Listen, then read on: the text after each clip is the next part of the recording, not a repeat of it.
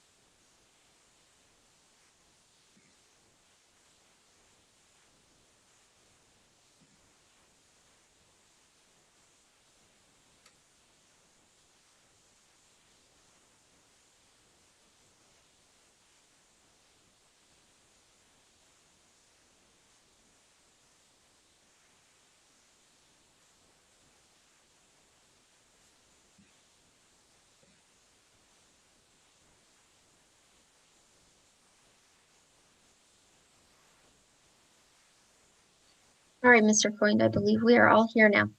Okay, well, thank you. All right, as the acting secretary for purposes of the reorganization meeting, I'd like to call this 2020 reorganization meeting in the Allentown School Board to order. And we have a roll call, please.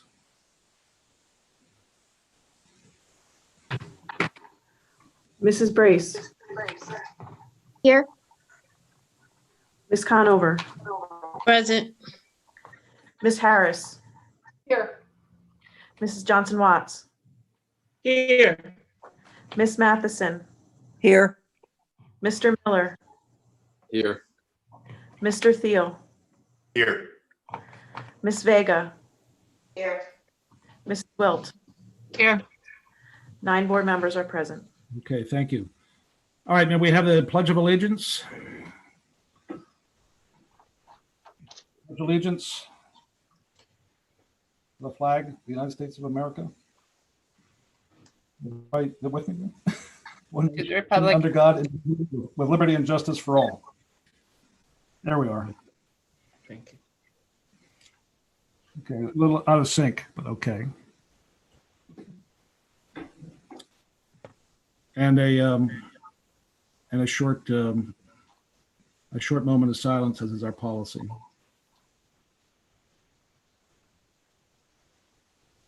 Okay.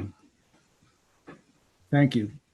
The purpose of the reorganization meeting in the school code is to elect a president and a vice president for the coming year who should serve one term. Before we do that, the Sunshine Law requires that we do request any of the public who have a comment to make a comment. So I'll ask the host to indicate whether or not we have any comments limited to this agenda only, which would be essentially the election of office. There are no raised hands. Okay, thank you.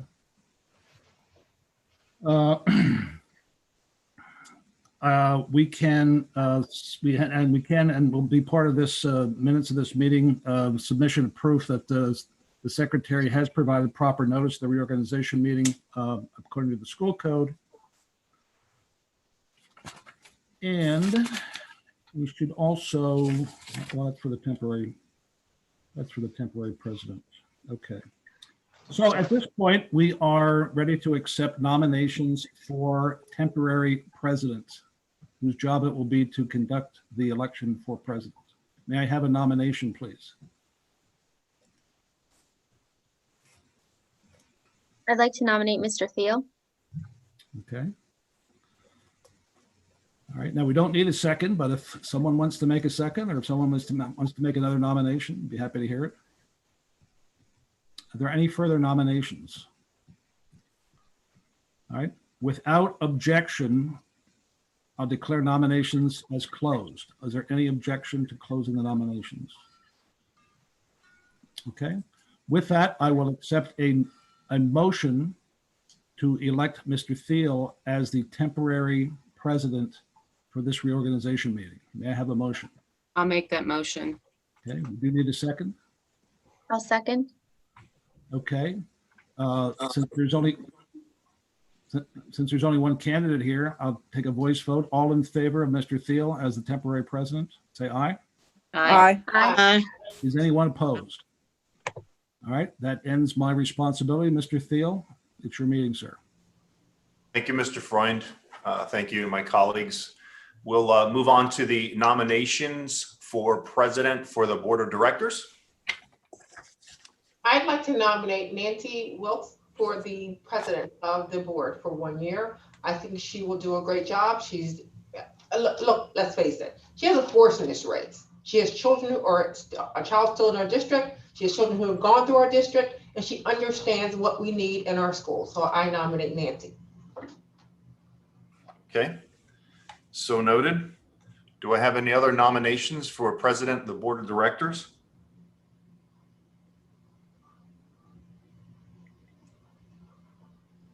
Okay. Any objection to closing the nominations at this point? Seeing none, nominations are closed. And since we have one person nominated for board president, Miss Nancy Wilt, I would accept the motion for that to occur. Point of order, Mr. Chairman. Yes. Were we not to list the present board members and their terms prior to? Thank you, Ms. Wilt. Yeah, can we, John, there's no motion on the floor currently. Can we go back to item number 7? Well, With certainly. the announcement of the board of directors and dates of their respective term will expire? And certainly, Mr. Thiel, I happen to be looking at it. It would be convenient. I could read them. I would appreciate that. Thank you. Okay. Sarah Brace, term expires in 2021. Lisa Conover, 2021. Phoebe Harris, 2021. Cheryl Johnson Watts, 2021. Audrey Matheson, 2023. Nicholas Miller, 2023. Mr. Thiel, 2023. Ms. Vega, 2023, and Nancy Wilt, 2023. Those are the 9 board members and the dates of their terms. Thank you, Mr. Freund. Back to item number 9, our agenda, the nominations for board president. We did close the nominations, and Miss Nancy Wilt is the one name who is nominated for president of board of directors, and I would entertain a motion for such. I'll make the motion. Miss Brace, thank you. Do I have a second? I'll second it. Miss Phoebe Harris. And since there is one individual who has been nominated and in the motion, we could do a voice vote with that. All in favor of Miss Nancy Wilt being board president, please respond by saying aye. Aye. Anyone opposed to Miss Nancy Wilt being president, please signal likewise. And Miss Nancy Wilt is unanimously voted in as president of the board of directors. Congratulations, Mrs. Wilt. Thank you. Thank you. Thank you, everybody, for your support. Phoebe, thank you very much for that very kind nomination. And I look forward to serving with you all for the remaining year. We are swimming in uncharted waters, and we've done a really good job in the last year, in my opinion, under Sarah's leadership, being a unified team navigating through the world that is a COVID world. And I look forward to continuing to work collectively with you all to keep us going in that direction. Thank you, Ms. Wilt. Move on to the nominations for vice president of board of directors. We'd entertain that, please. I'd like to nominate Nick Miller because when I nominated Nancy did the policy and education. So she was part of the academic part of it. With Nick, we will get the operations part of it, which will be the buildings and the finance. So I think that she and he, Nick Miller, would be a good vice president. Okay, thank you, Ms. Harris. Do I have any more nominations for vice president?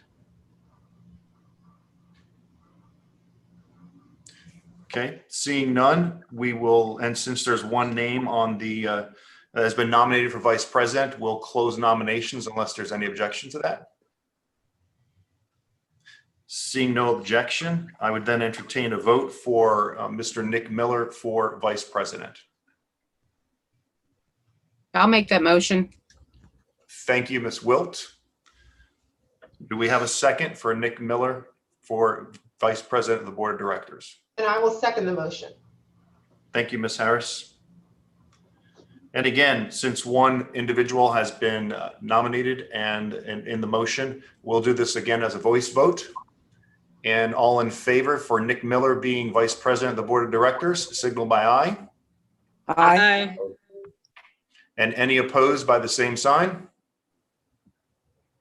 Seeing none, Mr. Nick Miller is now vice president of the board of directors of the Allentown School District. Thank you, Mr.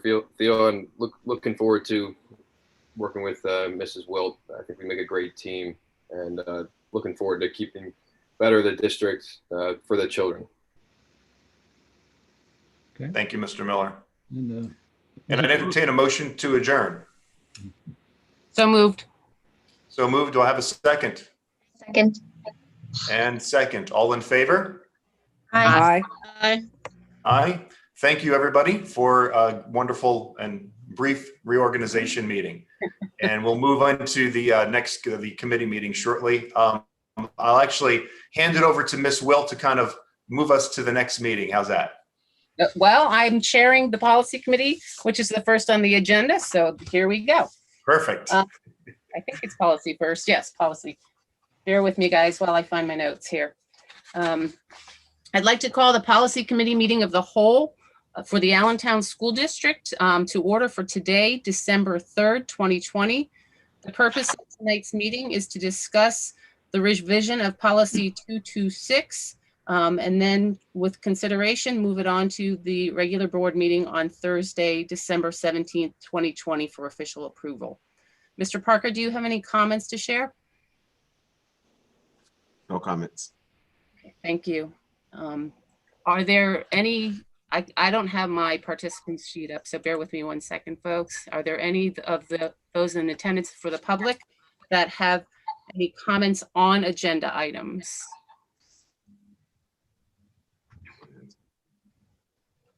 There are no raised hands. Thank you, Jose. Then I will kick it over to Dr. Brown for the presentation on the policy 226. Thank you, Mrs. Wilt. Tonight, we have one policy that Ms. Pollock, our Director of Student Services, will be presenting to the board. Ms. Pollock? Good evening. So the first reading for policy 226 was in September, and there were a number of questions and concerns around locker inspections and searches, cell phones and electronic devices, and searches involving the removal of clothing or examination beneath clothing. So as a result, those sections have been amended by our solicitor prior to this second reading. So the section on locker inspections has additional language added to allow the inspection of a student's locker due to the lack of cleanliness. Under the section on locker rooms, it was amended to allow searches without individualized suspicion, but with good reason that a search will lead to the discovery of contraband or evidence of illegal activity. The section on the search of cell phones and electronic devices was added to the policy and includes the same requirements of reasonable suspicion that material in violation of the law or district policy needs to be contained in the device. And last, the section on searches of students that involve the removal of undergarments or examination beneath undergarments was amended to prohibit the type of search except where there exists a greater than mere reasonable suspicion of an imminent threat of serious harm to the student or others. It also includes that any search involving the exposure of body parts can only happen following consultation with the solicitor. So that summarizes the changes. Do you have any questions?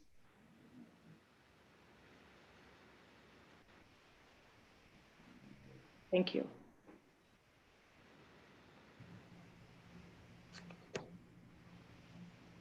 Okay, no questions from the board?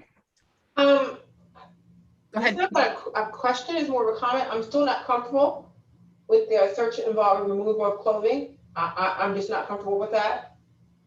I just have a problem with it. As a mother, as a person, I just don't. I have no more to say with it. I'm not comfortable. Thank you, Ms. Harris. Anyone else have any comments or discussion? Questions? Yes, this is Linda. I echo Phoebe on the section of search under the undergarments. I just wanted to say that out loud.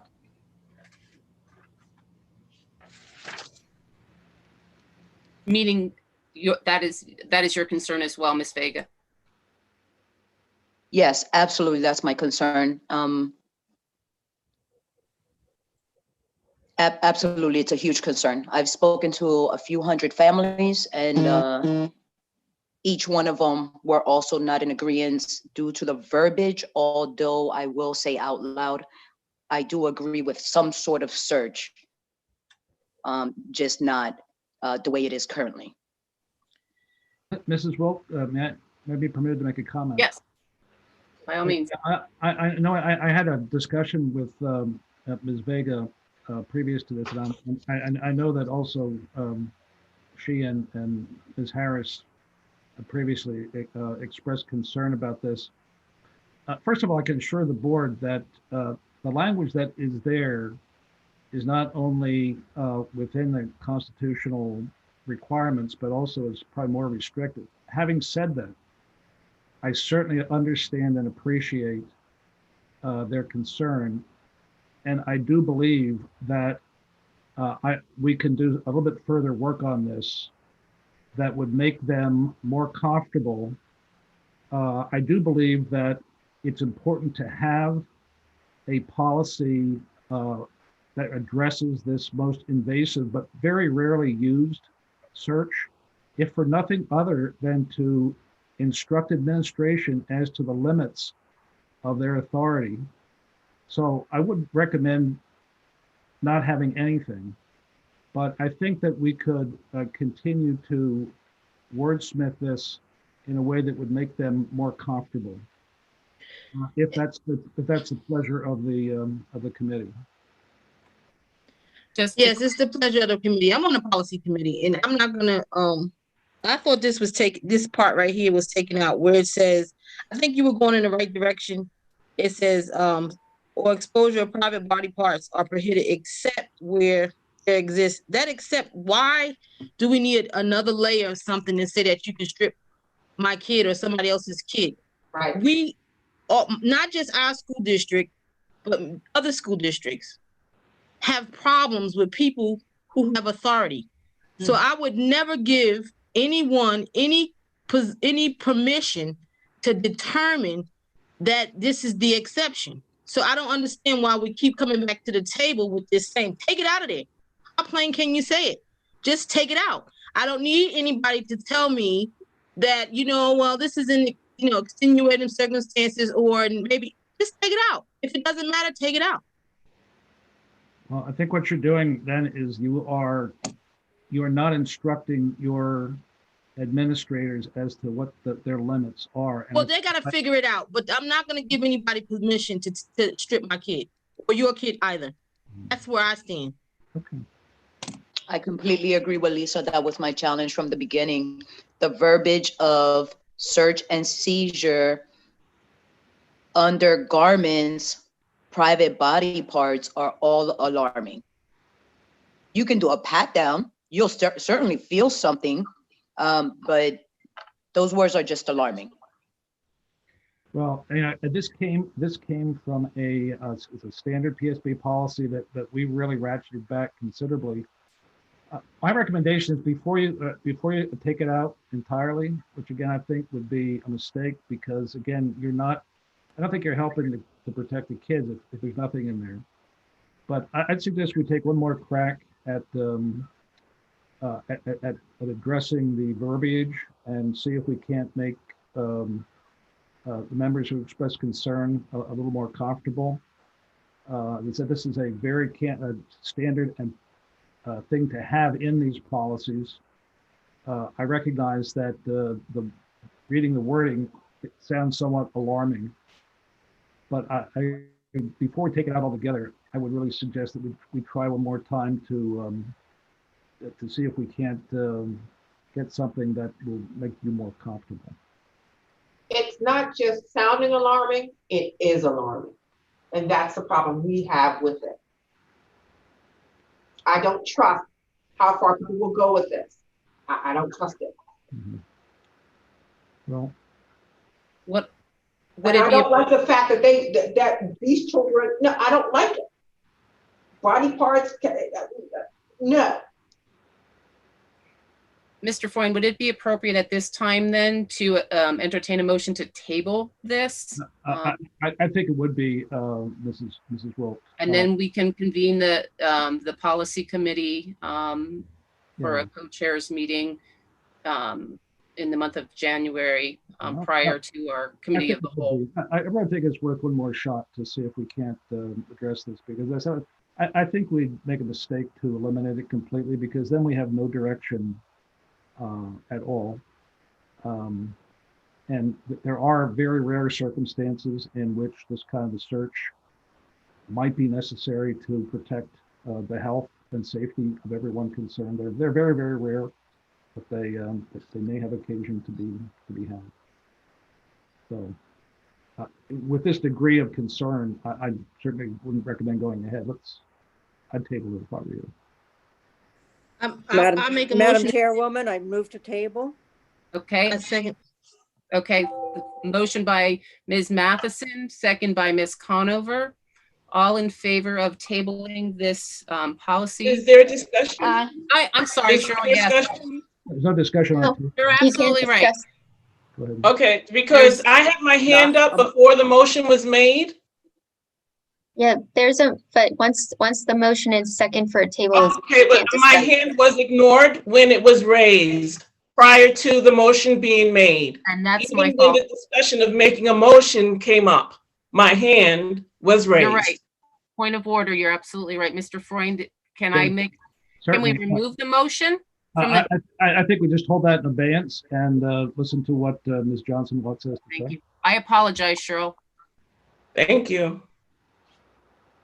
You I the have not heard anyone publicly state their opposition to removing that portion. So my request is that if we've gone through this many passes, is it a matter of getting security wands to alleviate the concern? Because otherwise, I don't understand why people want to remove people's clothing.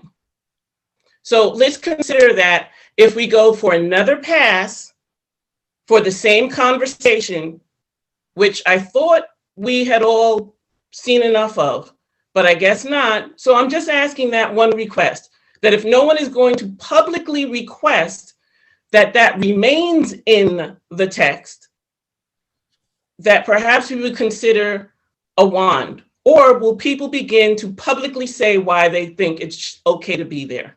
Thank you. Thank you, Ms. Johnson Watts. And Any now- other comment or discussion? Now, if you like, Mrs. Well, you can recall the motion still on the table. I think it was seconded as well. It was. So again, a motion was made by Ms. Matheson, seconded by Ms. Conover. All in favor of tabling this for further discussion. Aye. Aye. Any opposed? It's tabled. Thank you. I turn the rest of the meeting over to my colleague, Mrs. Conover.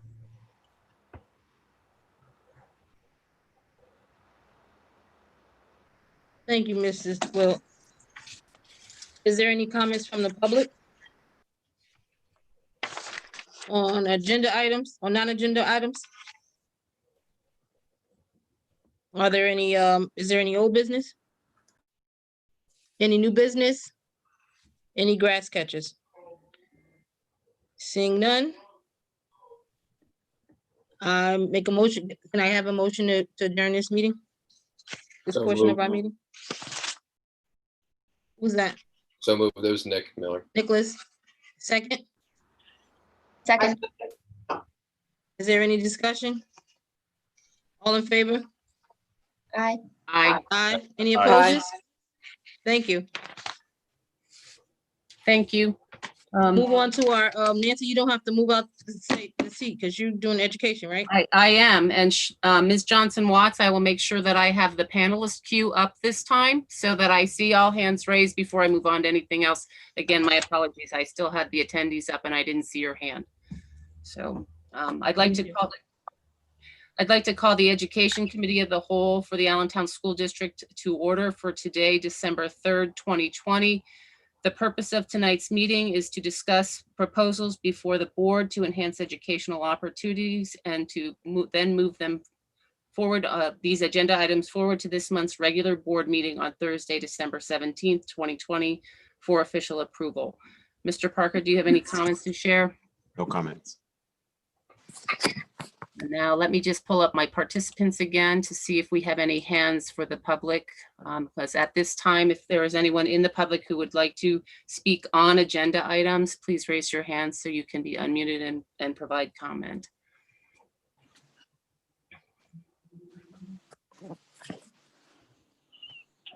Mr. Rivera, I'm seeing none. Are you? No, no hands raised. Okay. Thank you. Then I would like to take this opportunity to kick this over to the first presenter I see on the list as Dr. Brown and Ms. Takesha Saylor. Thank you, Mrs. Wilt. Ms. Saylor will be presenting 2 items this evening, and Ms. Saylor, I'll allow you to jump right in.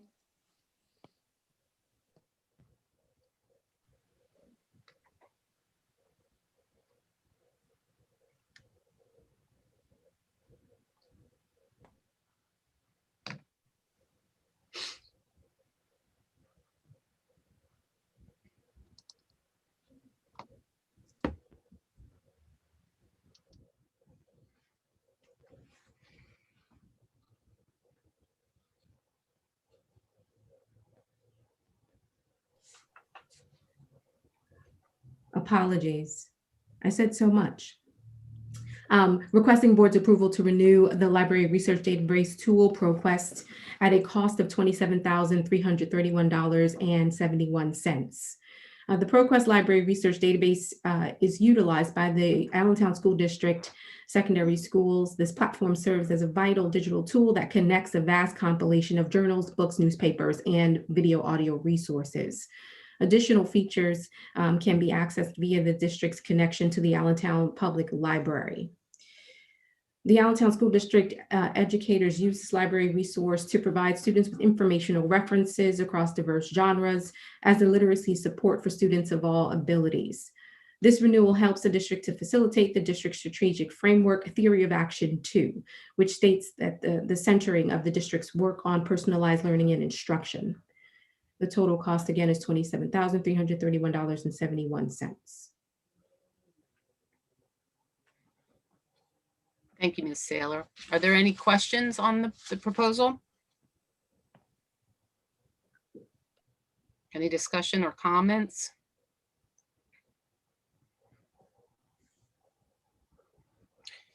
May I have a motion to approve this item and move it forward to the regular board meeting? So moved. Thank you, Mr. Miller. Is there a second?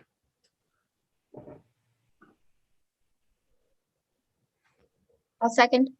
Thank you, Ms. Grace. Any discussion? Seeing none, all in favor? Aye. Aye. Aye. Opposed? Hearing none, motion passes, and this item will be presented for official action at the regular board meeting on December 17th. I will turn the meeting back over to Dr. Brown. We'll go right into Ms. Saylor's next item, please. Requesting the board's approval for school messenger renewal with the Intrado Interactive Services Corporation. Intrado Interactive Services Corporation, which is formerly West Interactive Services, provides the Allentown School District with its school messenger notification service, custom branded mobile application via annual hosting and licensing support, and the content management system used for website hosting. Interactive Services will provide the support to the ongoing updates needed for the Allentown School District's website, mobile application, and school messenger notification service.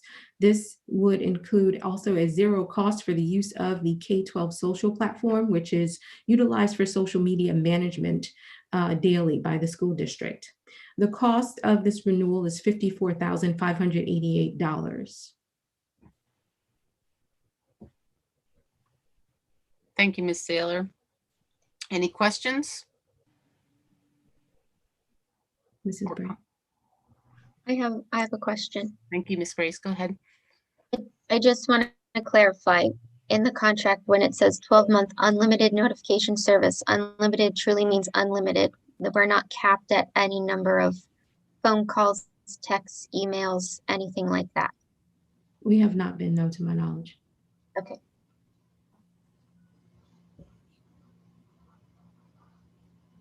Any other comments or questions?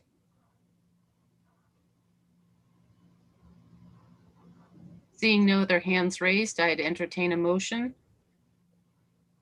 to move this forward to the regular board meeting on December 17th. I So make a moved. motion. Second. Mr. Thiel, seconded by Ms. Conover. Any further discussion? All in favor? Aye. Aye. Aye. Any opposed? Sorry, Audrey. Any opposed? Hearing none, motion passes, and this item will be presented for official action at the regular board meeting. Back to you, Dr. Brown.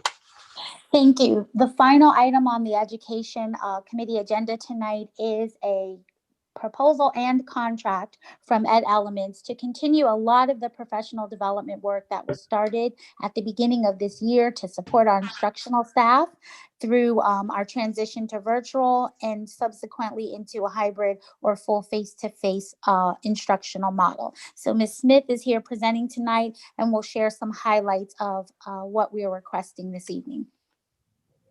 Thank you, Dr. Brown.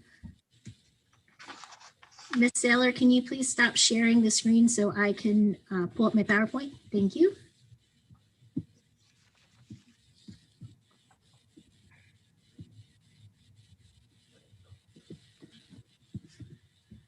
I'm sorry.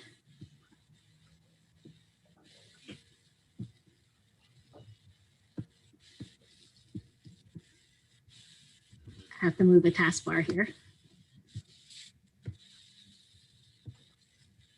So as Dr. Brown said tonight, we will be reviewing the winter and spring proposal from Ed Elements to help support our professional development work. And we'll also give a brief recap of the summer and fall work that Education Elements completed with coordination with the Allentown School District. So for the winter and spring proposal, is all about developing structures and capacity building across all of our areas, from central office to principals to teachers, to support personalized professional development. We expect personalized learning for our students. And so now we are moving into ensuring that we are personalizing professional development for our teachers to ensure they are receiving the development that they need. All of the work that Education Elements is doing is brought back to our strategic framework. So with this proposal, we are actually hitting 3 of the areas. The first one, centering the district's work on personalized learning. We are actually moving that to personalized professional development, which will help support personalized learning of our students in their classrooms. Also creating and expect organizational effectiveness and accountability. Through building an organization-wide habit of conducting classroom walkthroughs, we will be able to start to build that organizational effectiveness. And finally, calibrating leadership at all learning levels are defining a long-term PD strategy and operational structures with a PD calendar will help ensure that we are targeting the needs that we have within the district. Project outcomes are we're building a system of walkthroughs, and we will actually be able to show some data because we started that initiative with the first contract. With this walkthrough, we'll be establishing a cadence of walkthrough observations and data retrospectives to support targeted PD and focus on a culture of continuous improvement. The professional development will be aligned to school improvement plans. So not only are we providing teachers the support that they need, but we're also ensuring that their school improvement plan is supporting the work as well. We will design and implement a professional development strategy and operational structure that is revolved around the ASD instructional framework and teacher effectiveness, which is our Danielson model as defined by Pennsylvania Department of Ed as the anchors. We will also build the capacity of school and district leaders to provide data-driven personalized PD. If leaders use data to drive personalized professional development with teachers, then teachers will build on a culture of data-driven personalized learning with their students, which is again in direct alignment with our strategic framework. The learning walks, whether they're virtual or hybrid, are going to build a system-wide habit. Oh, sorry, let me go back. This will impact teachers, school leaders, and district leaders. So teachers are going to experience personalized targeted professional development. They are going to develop consistent habit of reflecting on instructional practice and student experiences. School leaders are going to leverage data to drive the professional development design. They will improve learning structures and they will build capacity. We will build their capacity to guide targeted professional development. District leaders, we will define a strategy roadmap and operational practices to guide the professional learning. We will create a data-driven culture of continuous improvement. We will facilitate cross-school collaboration so that the work that we're doing is not in silos. It is building a collaborative approach to professional learning. Alyssa, can I stop you on a second? Of course. Okay, let's go back to that, the other one. Back to this one? Yes. Okay. So we're looking at this and saying, okay, this is the new building block for ASD. We start with the teachers and we're saying, okay, we're going to do this is what I'm getting. Okay, we're going to do learning walks. So you're going to, visit the teachers in their classroom and see what they're doing as well as what the data is also presenting to you, correct? Correct. Okay, so on that, you have that data, you have those teachers, and you have, okay, what I'm think you're saying is that we're going to have a standard education. And we're going to have a standardized education. We are going to have a standardized process around learning walks where we are having our administrators in classrooms providing feedback to our teachers. We are having our administrators review the data and then determine what professional development is needed for what group of teachers within their building, and providing that professional learning to those teachers based on what they need so that we can continue to build capacity across all levels. But let's go back to our curriculum audit that we did. So this is going back to our curriculum audit to say the fact that these are the steps that we are going to do to make sure that we no longer look like that curriculum audit, because that was visible. That was just awful. So now we're— if I may. Yes. Oh, I'm sorry. Go ahead, Dr. Brown. I'm echoing for some reason. Oh, if I may, what we're doing is we're taking our learning walks and we're standardizing practice and we're aligning it with, yes, the curriculum audit, but as a small incremental step. That's a large body of work in the audit, but this is a step in the right direction. I would emphasize that the focus is on developing a professional development structure and strategy, as we do not have that role in the district, but we still have that function that still needs to be addressed, and we need to standardize to support instruction and learning for our students. So if that helps. Thank you. I just needed because especially with our parents listening and our stakeholders listening to us, I wanted them to understand what exactly, even in bigger, more layman terms, what exactly you're presenting. So thank you very much. Thank you, Dr. You're welcome. So the project approach has 3 different areas: to build a system-wide habit of walkthroughs, whether virtually or hybrid, design and implement the professional development strategy and organizational structure, and to build the capacity of school and district leaders to facilitate data-driven, professionalized professional development. The process is the classroom walkthroughs with feedback is step 1. Step 2 is that data analysis, identifying trends, identifying the areas of professional development, going into collaborative professional development planning with our administrators and our academic team to co-plan PD, and then to facilitate the step 4 is to facilitate the PD and allow time for the new practice to be practiced within a classroom and apply the learnings in their classroom. And PD stands for? Professional development. Thank you. Just to give you a quick recap of their summer and fall support that Ed Elements provided. As you know from the back to school updates, they provided multiple PD sessions for our teachers. There was approximately 1,200 teachers and staff that received professional development from Education Elements, and about 50 administrators that also participated in professional development. They also helped us create our central hub with our PD resources for teachers, special education teachers, paraprofessionals to support their learning and have all of the PD in one, professional development in one place. And then finally, we started the walkthrough piece in November. So we focused on 4 areas of instructional change: targeted instruction, student reflection and ownership, data-driven decisions, and the instructional model. With under each of those, there were 2 areas that we were looking for. If you look at the colors, the green, okay, first of all, we had 670 walkthroughs given or administered during November. Of that, the 4 that are green, we had over 70% of our teachers showing that habit in their classrooms during their walkthrough. The yellow means over 50% were showing that, and the red means under 50%. So as Ed Elements continues to work with us and our administrators, one of the areas will be this red area, which is using small group content is based on academic needs or interest of different groups of students. So that is directly aligned to school improvement plans, and that will be one of our areas of focus due to it being the area that's under 50% of our classrooms are showing it.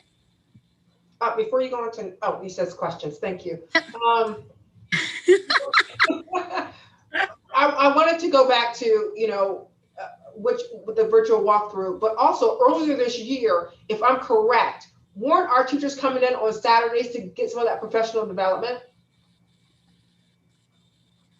So last academic year, a number of our teachers participated in PD for our restorative practices work. This work that we're sharing with you here primarily took place virtually and is solely rolled out during the month of October, November, and the first week of December. So we're seeing that our teachers are pretty much, getting acclimated to doing this and are participating. Yes, absolutely. Okay, and that's what I need our public to know, that our teachers are doing what they need to do, and they're bringing forward their professional development to make sure our students, because the ASD is this, failure is not an option. So with that being said, our administrators are making sure that our school leaders are making sure that our teachers are making sure that our students are getting what they need to not just do, just the basics, but to do better.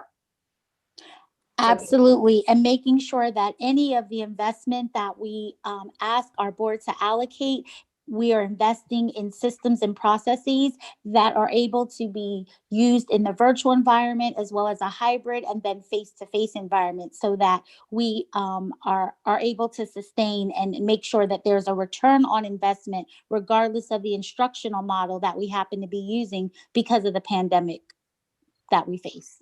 And because of this pandemic, we've had to do things that we've never done before. So absolutely, with that, we kept hearing, there's a disconnect between teachers and between administration. So this system that you have developed now, no longer is there a disconnect. We're working toward alignment and direct connection. Right. But so yes, that is the goal of building our structure, our capacity, and our connectivity, so that continuous improvement cycle is well embedded at each layer of leadership and level of the district. If that helps. Our teachers are now can say, I can go to my leadership, which you go to the administration to hear. I can be heard. I am heard because of my children, my students need certain things. And so with that virtual walkthrough, that data will push it. Everything will be pushed to the point where children are being educated. Yes. Okay, thank you. This is Linda. I have a question. Go ahead. So with all the work that you guys are doing, was there a survey done with the teachers and the administrators after they had their training? Ed Elements is on the line, and one of the requisite pieces of any training that we have utilized them to help us develop is a post-training survey, and those data were shared during the summer.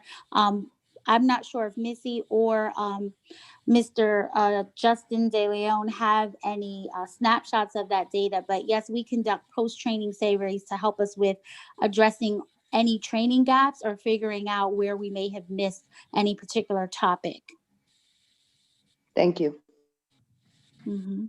So introduction to virtual learning, 92% of the teachers found the training to be effective or highly effective, and that 576 teachers received that training. Facilitating learning through Zoom, 94% found training to be effective and highly effective. Differentiation and personalized learning, 95% of our teachers found it to be effective or highly effective. Planning the first 20 days, 95% of our teachers felt that it was highly effective or effective. Thank you, Missy, for that recap of those data from the summer trainings. And those percentages were from the 500 something odd instructors who took the training, right? Yes, the number changed. So some were There were 2 in the 500s and 1 in the 300s and 1 in the 200s. We can get you those data and specifically so that you can have the numbers in front of you, because those aren't the same numbers that we're talking about here. Those are numbers from the first contract and all of the professional development that took place during summer and first day of school, first couple weeks of school. We can share out those data. Thank you. Mm-hmm. Ms. Brace, I see you have your hand up. Yes, thank you. In the memo, it says that one of the outcomes is that they're going to design and implement professional development that will emphasize personalized teacher learning. Does that mean that this is to help, just as we're trying to create a personalized learning path for all of our students, is this going to help provide personalized professional development for our teachers? And if so, what percentage of their professional development time will be towards that personalized learning versus having full group building professional development? So the first answer is yes, this is moving us toward differentiated professional development. The second portion of the response is yet to be developed. But what we've done is we put some things in place that are directly connected to our anytime, anywhere learning statement in our strategic framework, where we focused on our students, but now taking that to the staff level, which is why we asked to have the learning management system developed so that we can have an a la carte sort of self-serve option for our staff, so that we're able to deliver professional development through a multiple number of mediums. Face-to-face stand and deliver, absolutely, because it's required, but also giving teachers some autonomy to access online training at their leisure or during some prescribed flexible professional development days that we're still building out. Additionally, as we've brought to the board before, we have instructional coaching that will happen virtually as well. So we're looking at having a wide variety of ways for our staff to be able to tap into professional development as they have not ever had before in this district. And so it remains to be seen which percentage or how the percentages play out, but we'll definitely keep that in mind and be able to track that so that we can report back to the board in that area. Okay, wonderful. And then the only other question I had was, because it's title funds that are paying for this, is this going out to every single building and every single teacher, or does the title funds part make it that some buildings may have more teachers that participate versus others? No, so our title funds exist at 2 levels, district level and building level. This is coming from our district level title fund allocation for professional development. We have allocated the total amount that is available for us for professional development to 3 primary projects. This first one that relates to our instructional teaching and learning pieces. Restorative practices will be brought before you all probably next year at some point in January, and then our cultural responsive training that was set forth in our anti-racist resolution. So all of those dollars are district level dollars, which means all teachers will have access to all of that training in their full capacities. Wonderful, thank you. Mm-hmm. Thank you. You're welcome. Anyone else have questions for Ms. Smith or Dr. Brown?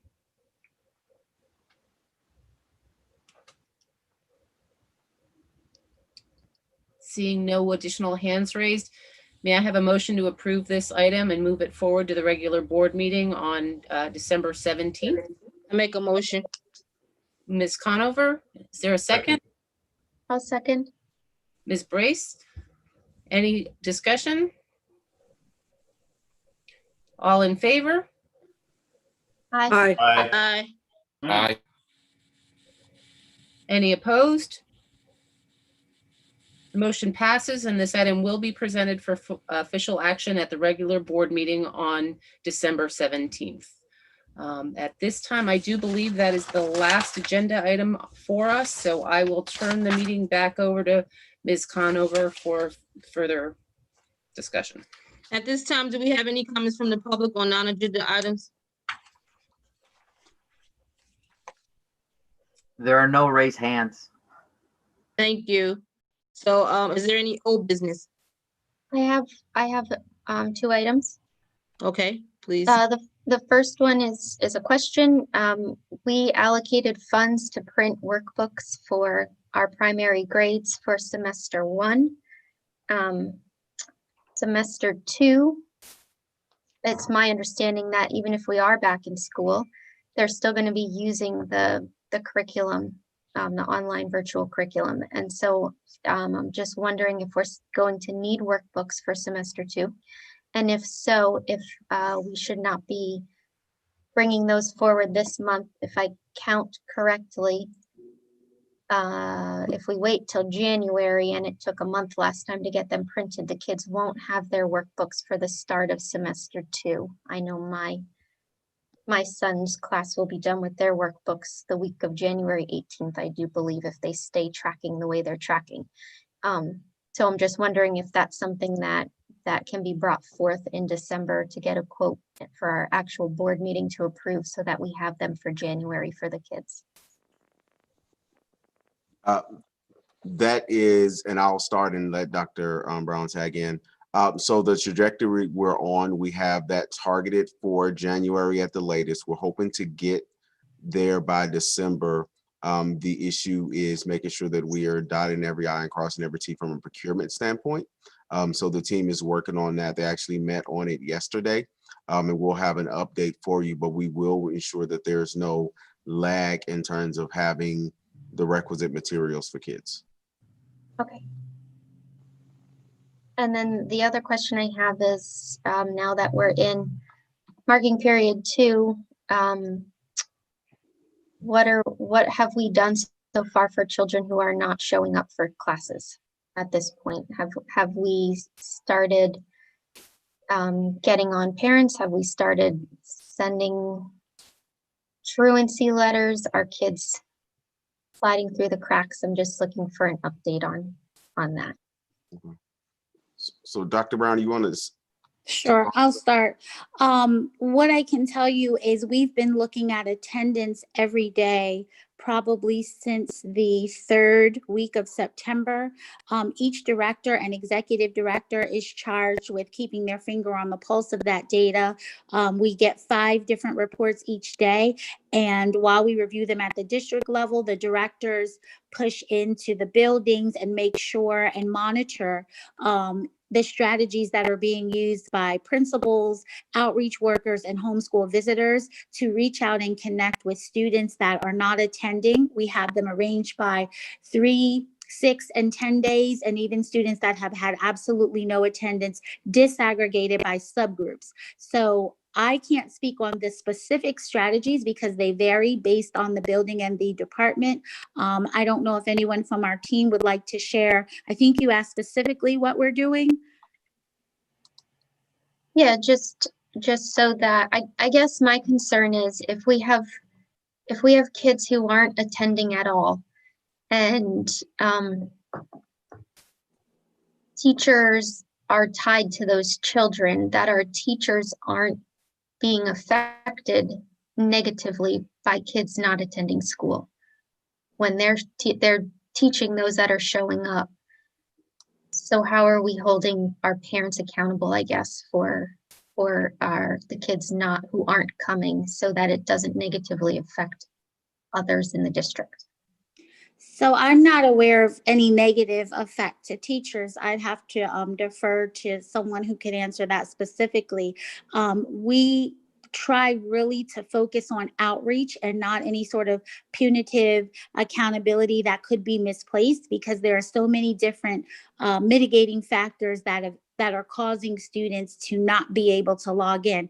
And it's not always an internet access or a device. There's oftentimes things that we don't know. So what we try to focus on is making contact and building the relationship to find out what the issue is, and then begin to triage with whatever supports we know that we have access to, or we have partnerships that we can utilize to support the families. And so that's why it's a bit more nuanced than a blanket overstatement of this is what we're doing. So there are homeschool visits, there's phone calls, there's resource referrals. Again, I'm not familiar with any negative impact. And if someone on the academic team would like to jump in and respond to that question, I would invite them to do so. But I haven't heard of the negative association with teachers. Okay, yeah, and I mean, I don't mean like now. I'm thinking PSSAs are most likely going to happen. And if those kids haven't been in school through March, and then that's tied, their scores are tied to everybody. How do we make sure that our kids are getting the education they need? So if it's not just solely based on if they're logging in and zooming in with a teacher, if they're just doing work at home on their own without being part of the live Zooms, we're counting that as them participating? Is that what we're doing? Are you talking about SLOs? How, because those are attributed to teachers? Because if so, we're still developing that and pushing that out. It's however scores are tied to teacher performance scores? evaluations. They're PSSA scores. Okay. So if we have kids who aren't, so I guess my question is, if kids aren't zooming in with their teachers, but you have homeschool visitors reaching out to those families, and the family is saying, well, we can't zoom in at XYZ time because my child has to help another child, but at night that child is doing their work on their own and they're being semi-successful, that we're okay with that. Is that what I'm hearing? Yeah, so I think there's a couple of different things at play.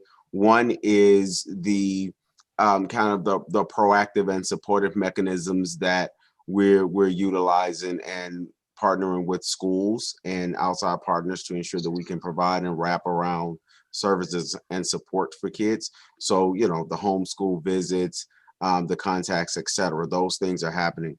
I think there's a separate conversation, and this isn't just Allentown, this is nationally, the conversation around accountability as it relates to teacher evaluation and school accountability status in terms of, you know, whether they're CSI schools or ATSI schools. So there's a larger conversation around accountability. And actually, we had a call with the superintendents in Lehigh County earlier today. And those were two of the things that, you know, are causing some consternation because we don't have that same level of, you know, air quote, control over the in and outs of kids in this environment.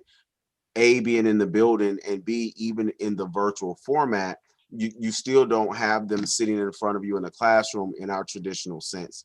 The state has submitted a waiver to the Department of Education. A number of states have, seeking a year of reprieve from traditional accountability mechanisms. Let me say this gently. Those requests haven't necessarily been met with a lot of support. I can tell you that I believe a number of states are kind of waiting for the political turn in Washington, because that's going to bring a new administration into the White House and a new administration into the Department of Education, and perhaps a more favorable review of the accountability mechanisms that exist for school districts now. And I know I'm going way up here with your question, but I think it's necessary to bring it back down to the local context. So right now, Allentown, other school districts are kind of moving forward with the understanding that accountability from a school perspective and accountability from a teacher evaluation or educator evaluation standpoint are the same as they have been in prior years. The state's still waiting to hear whether or not, or the state hasn't yet informed us that there's going to be a departure from that. But I'd venture somewhere around early, late January, we're going to start seeing some additional movement that may change some of the angst that exists right now in terms of testing and accountability, and whether or not the accountability scores or the accountability tests and mechanisms that are in place now are going to count for school district accountability. And that's going to have a significant domino on even everything that we're doing right now. So right now, the slows, everything that we use for accountability, we're moving forward as if that is absolutely going to happen. So I know in calculating that there are some mechanisms that you can use to correct for attendance and et cetera. So those mechanisms are available and are used in the calculations. But at a really high level from that governance advocacy standpoint, we really need to have that other conversation in DC approve some at least one more year of I don't want to say this of no accountability systems or a lessened accountability system for schools for educator effectiveness as well as for the school's CSI and ATSI status. Okay. And so if there's if there was a child who hasn't come to school, has been absent for a month, what are we doing? What are we doing for that child family? Just a scenario. Let's say a kid just stopped coming to school. What's our First step is to make contact. And that takes a while oftentimes, trying through the phone, trying to get the home visit scheduled, making contact, and then having the conversation to find out what the issue is. From finding out the issue is, then we begin to figure out what resource or how to connect the student and support the student. There are times, particularly if it's a student with the IEP, Mr. Sickett has gone above and beyond and developed a supplemental program where teachers will work one-on-one. We really have been working in an on-demand, case-by-case basis because this is new and uncertain territory, and there's no way to build out something for the unknown at this point in time. Okay. And again, just to add, and let me add to that, attendance, PSSAs aren't necessarily tied to attendance at all. It's the slows that are tied to attendance that we know that teachers are concerned about, and we've built in accommodations for that. That training and those conversations are still being had at the principal leadership and teacher level. Our academic team has been working very hard to push that information out and have built in an accommodation to counter for low attendance rates when it comes to student learning objectives. But PSSAs aren't attached to attendance. Okay. All right. Thank you. You're welcome. That was all I had, Ms. Conover. That was it. Do we have any? Thank you, Ms. Brace. Do we have any new business? Any grass catchers? Hearing and seeing none, I would like to get a motion to adjourn this portion of our meeting. So moved. Mr.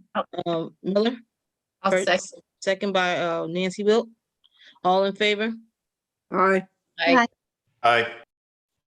So the motion moves. So we'll close it out. Meeting is adjourned.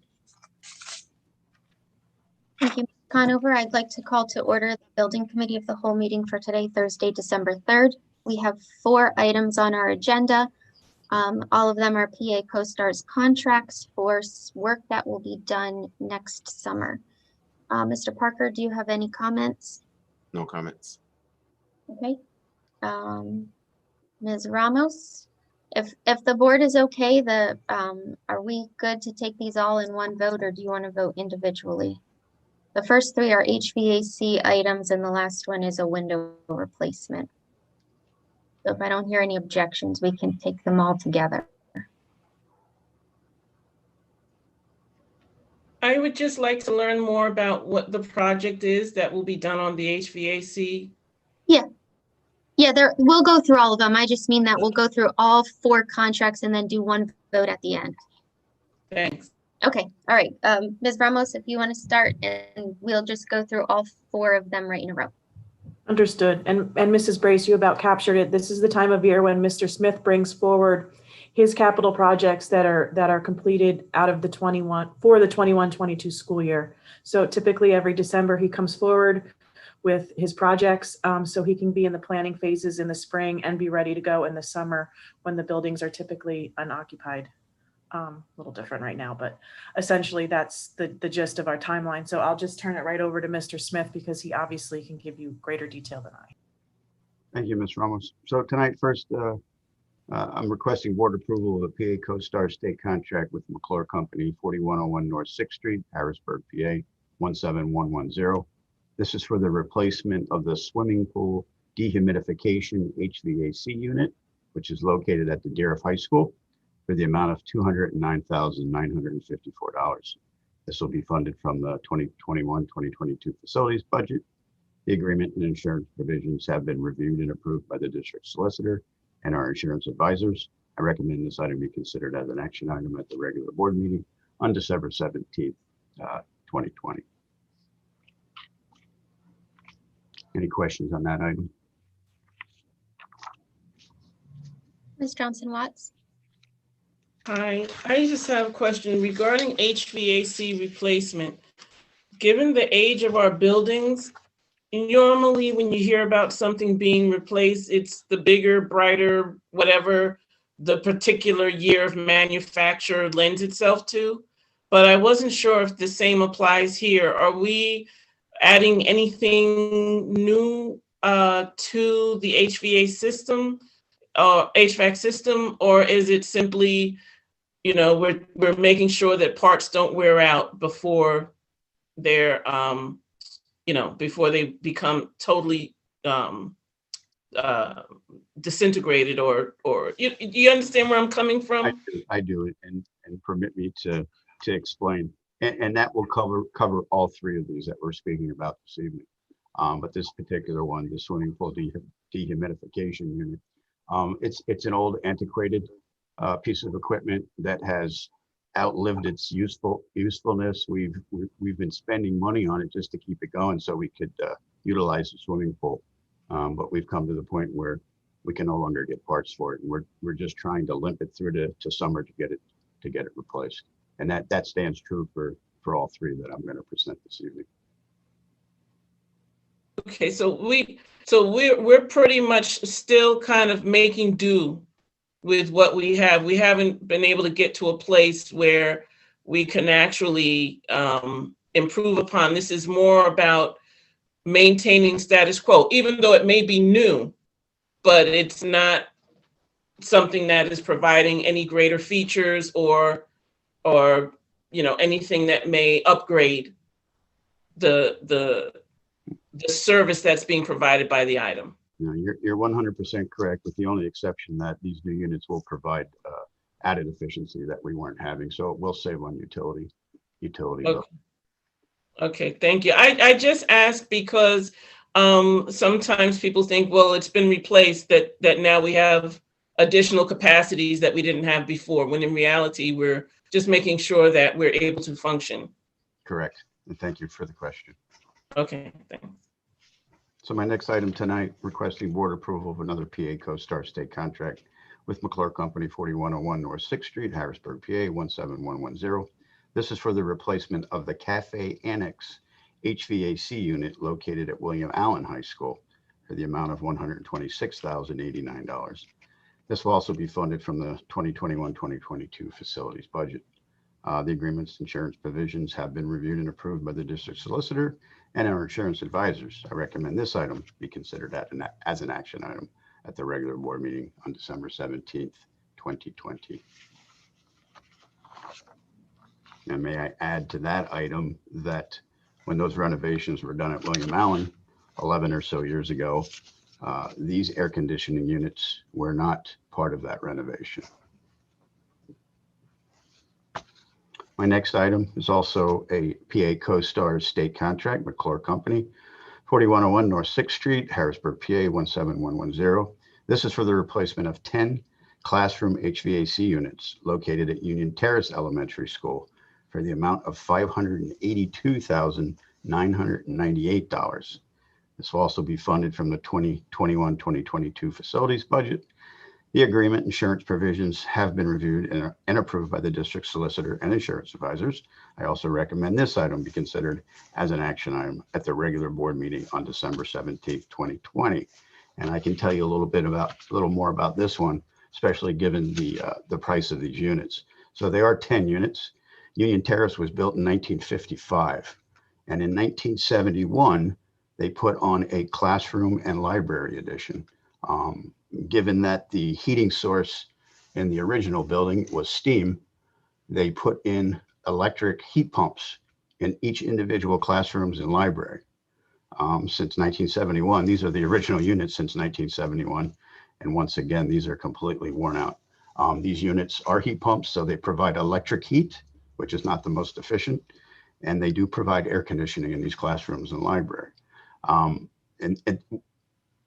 We're hoping that we do a renovation to Union Terrace in the near future. And one of the things that we'd want to do is get rid of that steam heat, which is so inefficient. So we're spending a little bit more money now.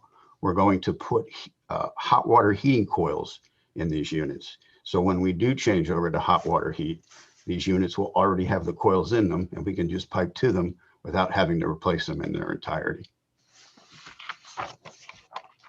So we'll spend a little bit more and save a lot later. So my final contract tonight is requesting board approval of PA CoStar State contract with Adams Glass and Aluminum Incorporated, 51 Lincoln Street, Allentown, PA 18102. This is for the replacement of 210 windows located at Muhlenberg Elementary School for the amount of $180,180. This will be funded from the 2021 facilities budget. The agreement insurance provisions have been reviewed and approved by the district solicitor and our insurance advisors. I also recommend this item be considered as an action item at the regular board meeting on December 17th, 2020. That is my final item. Any questions on that last item? Thank you very much. Thank you, Mr. Smith. I did have a question. I was just moving slow. Go ahead, Ms. Conover. So I know we were talking about heating, but did we talk about ventilation at all? So when we talk heating, ventilation, and air conditioning, which is what HVAC typically stands for, ventilation is part of all of those. All right. So when I'm saying ventilation, dog, and we may or may not be in a position to do, but I keep saying this over and over about the ages of our building. We have to. We know the conditions that our building is in, and we know that we're not going to get a new building like tomorrow. You know, it's not going to happen, and we're going to have to bring our kids back into the building at some point. So when I say ventilation, I'm talking about the type of ventilation that I'm hearing that some schools are getting.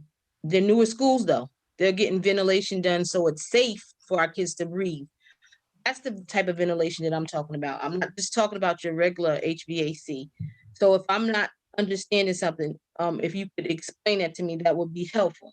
Sure. But I'm talking about the ventilation that will keep our kids safe if we return, when we return, because I know we are going to eventually return. No, sir, and it's a great question. I'm glad you asked. So all the units that I did talk about this evening will be providing just that. But to further answer your question in regards to all of our other schools, that is what a lot of what the grant that we just got is going to address. All of our classrooms throughout all of our schools, because it's required by PDE, we are required to ventilate and bring in 25% fresh outside air into every one of those classrooms. And the biggest part of this grant that we got is to ensure that the filtration of those existing HVAC systems it is taken from the MERV 8 filters that we typically use. We're going to be using MERV 13 filters in all of those units, which will increase the filtration and remove those particulates. The other important thing is the maintenance and cleaning of those existing HVAC units.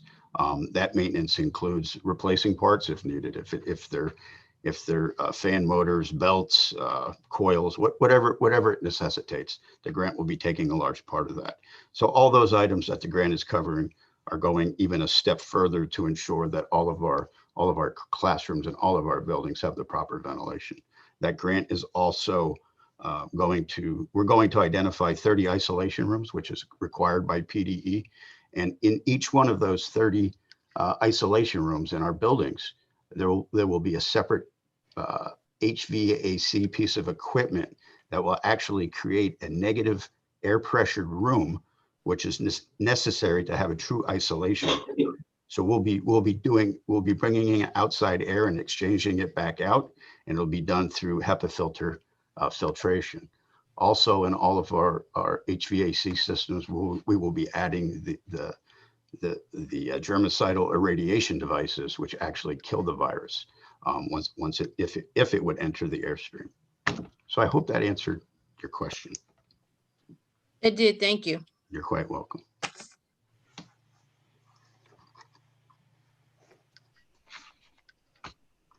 Are there any other questions from board members?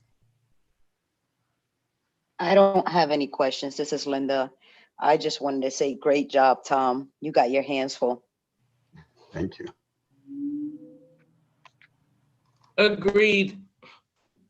Thank you for your support. All right, I would entertain a motion to move these 4 items to the board meeting. Is there a motion? Linda. Ms. Vega, is there a second? So moved. Ms. Theo, any discussion or motion? Seeing and hearing none, all in favor, say aye. Aye. Aye. Any opposed? All right, they all will move forward to the board meeting in 2 weeks. And Mr. Miller, if you would like to close out the meeting? Sure, thank you. Do we have any comments from the public on non-agenda items? I'm not seeing any hands. Do we have any old business come before the board? Hearing none. Any new business or grass capture items? Hearing none. I'll entertain a motion to adjourn. So moved. Mr. Thiel, do we have a second? Second, Lisa Conover. Ms. Conover, any all in favor? Aye. Aye. Aye. All right, meeting's adjourned. I'll pass it on to Mr. Thiel for finance. Thank you, Mr. Miller. We'll call this Finance Committee of the Whole meeting to order on Thursday, December 3rd, 2020. Mr. Parker, do you have any comments you'd like to make, sir? No comments. Thank you. And we have items 1, 2, and 3. All 3 of these items are technology related. If anybody has, if it's okay, we could take all 3 in one single motion, and obviously we'll have plenty of opportunity for questions, discussion as they are presented to us. And I would ask that Mr. Aristokezian, did I say that correctly or did I butcher that? No, that was really good. Don't ask me to say it again, but Mr. Aristokezian, would you please take it from here? Thank you. Thank you, Mr. Thiel. Tonight, we're asking for the board's approval of several IT-related purchases. These purchases will help enhance the IT infrastructure and improve security by replacing end-of-life switches and routers. We have Takesha Saylor from IT on the line, and she can discuss these upgrades and answer any questions you may have. So with that, I'll turn it to Takesha.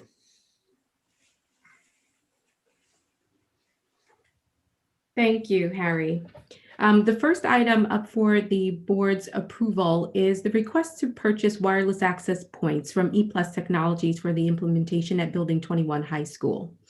Wireless access points are network hardware devices. They provide necessary connection between the devices such as Chromebooks, desktop computers, and Windows laptops.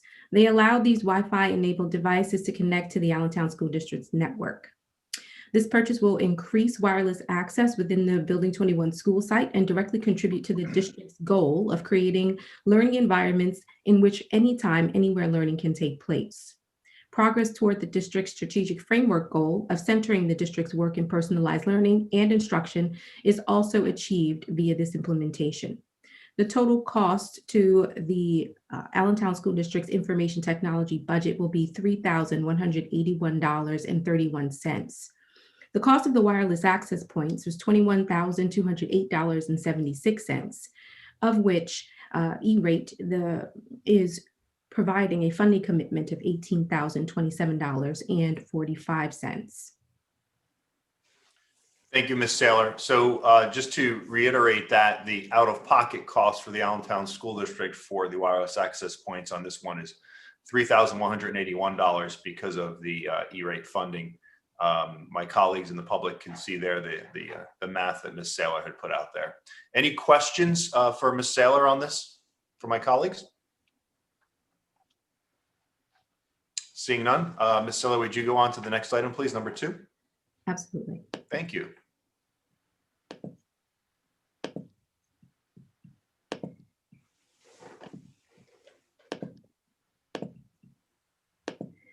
The second item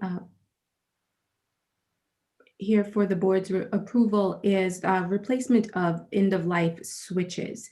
The network switches will be replaced at the Allentown School District's Administration Center, Facilities Services, Supply Warehouse, and Technical Services buildings. The project has been accounted for in the Allentown School District's Information Technology Department's budget. The district expects to receive a credit from Cisco that is being provided by recycling 76 of the end-of-life switches that are being replaced, as well as the router blades that are being replaced this year directly. The credit will overall reduce the total cost by $25,360 from a total of $130,380, which will make final cost to the district $105,020. The network switch replacements for these buildings foster the district's ability to support students and families via organizational operations. The Administration Center, Facility Services, and Supply Warehouse and Technical Services buildings serve as the district's foundational operations hubs, which are central to all student, family, and school community needs. The replacement of these switches also provide positive progress toward the district's goal of achieving the strategic framework, strategic action goal number 4, which is to create and expect organizational effectiveness and accountability, and also contributes to addressing the need for improved infrastructure to support innovation as articulated in the curriculum audit. Again, the total cost to the district is $105,020, and that is per the recycling credit provided by Cisco in the amount of $25,360. Thank you, Ms. Saylor. Any questions, comments from my colleagues? And before we go to item number 3, Ms. Saylor, I had not asked for public comment on agenda items prior to starting the presentations. So I would like to ask if there's any public comment on agenda items. Please raise your hand and we'll address them. I do see one hand raised, Christine Parapavel. Do you have a comment on, public comment on any of these agenda items this evening?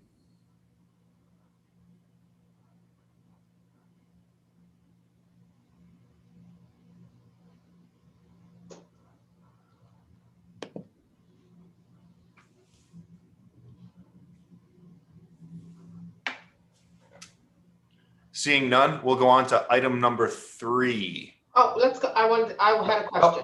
Okay, certainly, Ms. Harris. What is end of life switches? What is that? I have no idea what that is. Please explain. Sure. Ms. Saylor? One second, I'll bring up the documents as a point of reference.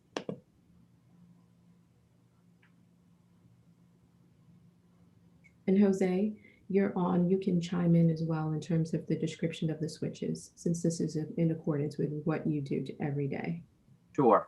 So as far as end of life, that's when the manufacturer, in this case Cisco, they stop supporting the equipment.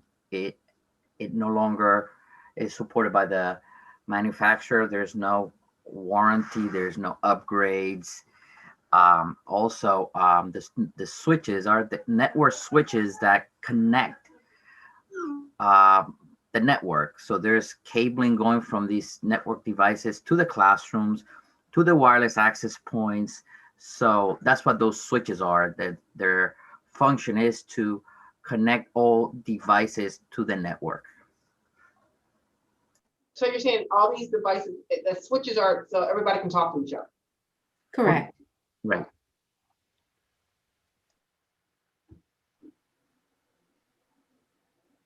Does that answer your question, Ms. Harris? Yes. Okay.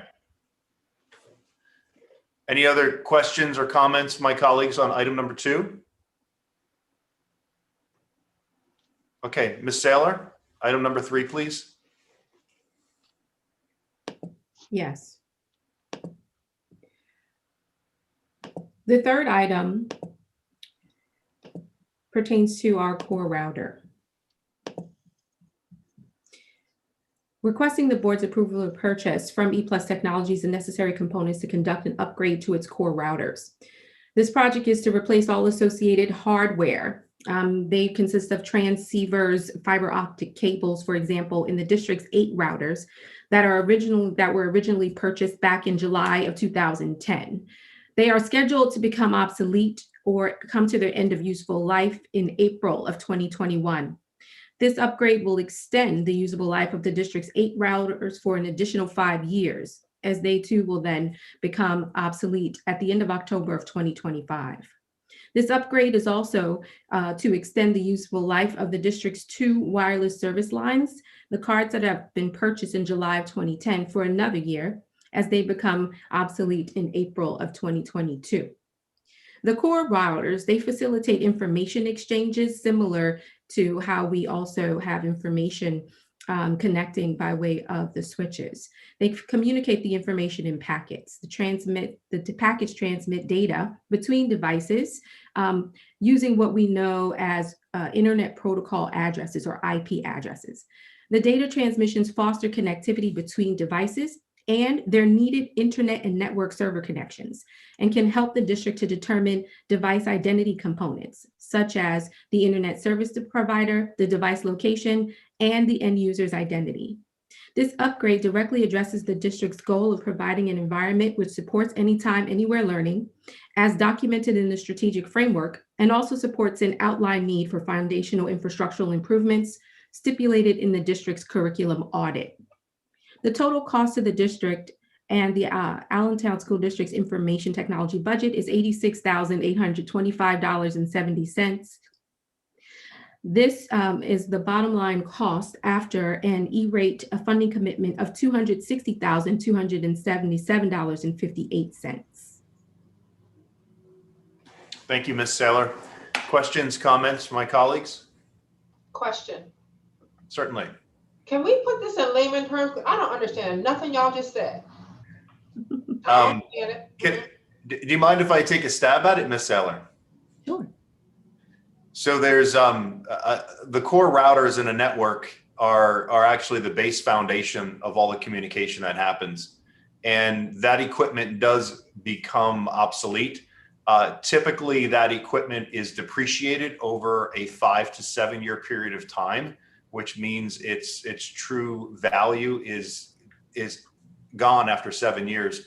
We've had this piece of equipment since 2010, and what they're doing here is providing some upgrades so that we can continue with the core routers in place. So, I mean, this is very common in any organization, especially the size of the Allentown School District, to have these types of upgrades and maintain these things so that there's communication at the networking level. It's very specific. So I'm trying to be as plain as I can, but it is obviously very specific from the networking side between the routers and the switches. But without those, we can't function. And that is something that we did budget here in the information technology budget. Oh, I had no problem with the budget. I just want to know what we're buying. So basically, we're upgrading our ability to connect with ease to the internet, given the increase in devices and the infrastructural need to support all of the devices that we've brought into campus, as well as devices that we've had here on campus that are being utilized by adults. We needed to upgrade the infrastructure and increase our ability to support the the increase in devices on campus. Okay, so you're saying that the ones by adults, but what about, are we talking about, what do you mean by devices? All of the devices, the Chromebooks that we've been purchasing, that invariably students will be utilizing on campus when we are no longer remote. The Windows devices that we've been distributing to families, the iPads, etc. Thank you for explaining that. Absolutely. And thank you, Charlie, for explaining that. I hope that, whenever we get to other things, that we just break it down plainly. We see that and I understand. I don't understand it. So I know if I don't understand, I know my parents don't understand it. You're talking to a 55-year-old mind now. So I don't got a clue. I didn't grow up with this. So thank you. I really needed that broke down plainly. Thank you. Thank you. Thank you, Mr. Thiel. Thank you, Ms. Harris. Thank you, Ms. Saylor. Any other questions from the board or comments? So items 1, 2, and 3, in the purchase of those, I would entertain a motion. I'll make a motion. Thank you, Ms. Brace. Do I have a second? I'll second. Mr. Miller, thank you. Any other conversation, discussion? Seeing none, all in favor? Aye. Aye. Any opposed? And this passes on to the regular monthly board meeting. Item number 4 is a monthly report of the budget status, which Mr. Aristokezian will have prepared for us for the board meeting on the 17th. And now I'll turn the rest of the meeting over to Ms. Johnson Watts. Thank you, Charlie. You're welcome. Taking a look to see if there's anyone that has comments from the public on non-agenda items. I do not see any hands raised. I'll take another 10 seconds. Okay, do we have any old business?